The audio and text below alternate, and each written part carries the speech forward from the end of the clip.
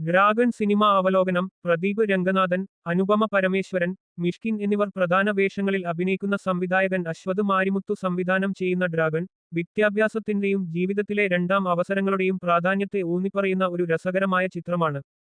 Cinema ശരിയായ കുറിപ്പുകൾ തന്നെയാണ് നൽകുന്നത്. പ്രധാനമായും നിങ്ങൾ ചെയ്യുന്ന ഒരു തെറ്റ് ഇതിനകം തന്നെ കഷ്ടപ്പെടുന്ന ഒരാളുടെ ജീവിതത്തെ വേരോടെ പിഴുതെറിയുമ്പോൾ എന്ത് സംഭവിക്കും?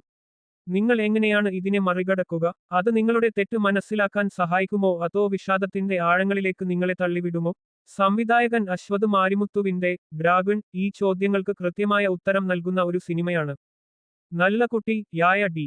രാഘവൻ പ്രദീപ് രംഗനാഥൻ സ്കൂളിൽ സ്വർണ്ണ മെഡൽ ജേതാവാണ്.